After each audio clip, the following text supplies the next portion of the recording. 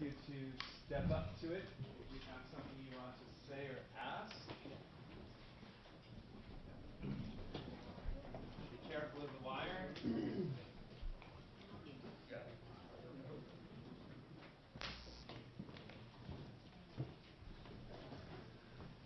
Hi, I'm Jonathan Slaff. I'm a theatrical press agent. I'm mindful of something I haven't heard of in the discussion about the 1% plan.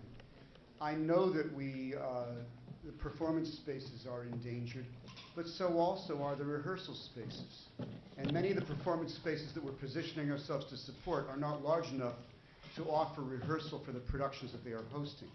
Is it possible in the construction of this initiative to try to support rehearsals facilities as well? I think it would be good for the ecosystem. Yes, and just so you know, we have somebody taking notes on everything that people say so that this can be folded into the ongoing conversation. So thank you for that. We should probably talk about exactly where the process is at, which is that this group met with city council tax specialists and some elected officials and hammered out a basic idea for a property tax abatement, or got the parameters of what a successful property relief effort might look like. Then this group, with David's leadership, went to the 12 different Manhattan community boards, arts committees, explained what we were talking about to them. They squired resolutions through all 12 Manhattan full boards, asking city and state laws makers to consider such property tax relief.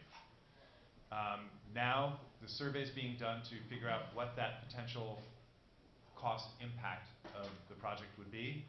At the same time, outreach is going to start to key political figures, the way Jeremy was talking about, but also to the community boards of the other 4 boroughs to try and see if we can get all 5 boroughs, all community boards, to pass this resolution.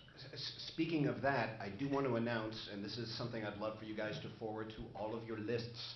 We have a meeting scheduled at Galapagos on Monday, May 9th, time to be announced, probably 6 or 6:30, where we're going to further the discussion of this particular issue, but we also want to open it up to the Brooklyn community, which is so vibrant, because there's no intention that we're leaving out.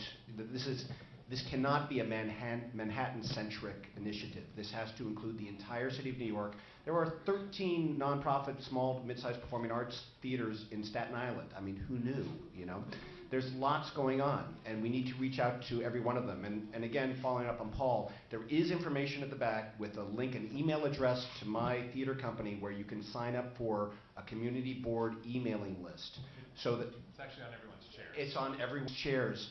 I ask you, I beg of you, to get that information, that link, to every executive, managing director, artistic director, board of director member of any theater company that you've ever been associated with or seen. We need to get the word out. We need to communicate very clearly to these people. And one way to do it is through a list that I send out to occasionally.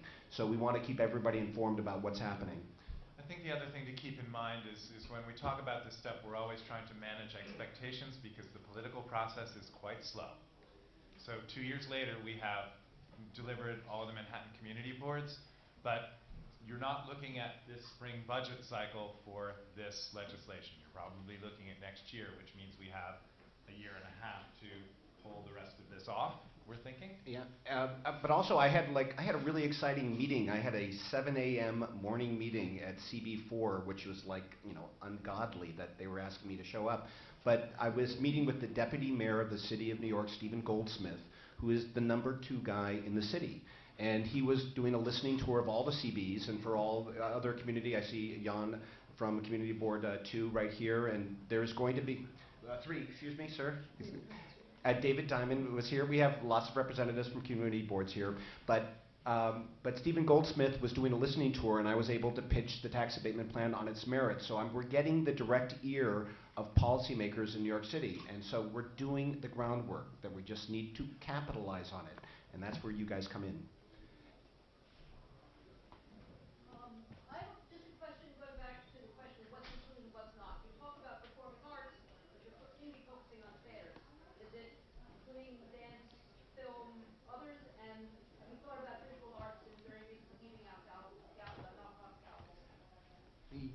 Yes.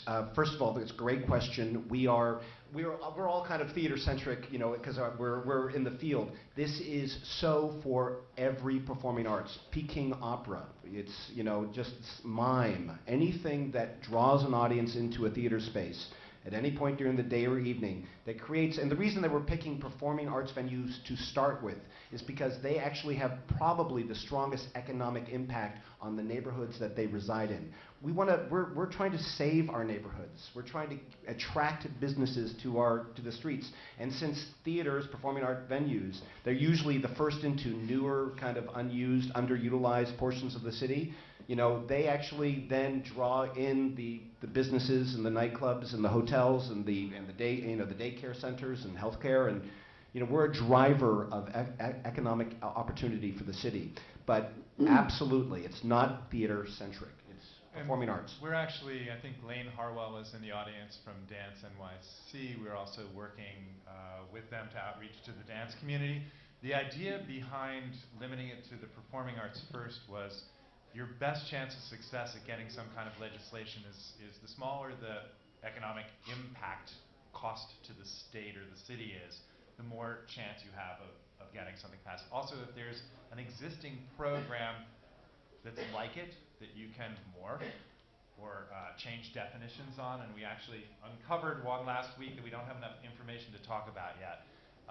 But the idea is that you make the economic impact to the cost as small as you can, so that the criteria are very narrow for who would benefit. You also have to pick a pool of people who would probably take advantage of the program, or you've done all that work for nothing. So the idea is, the economic development impact argument is that unlike offices or art studios, performing arts groups bring in an audience on a nightly basis that isn't normally in that neighborhood spending money.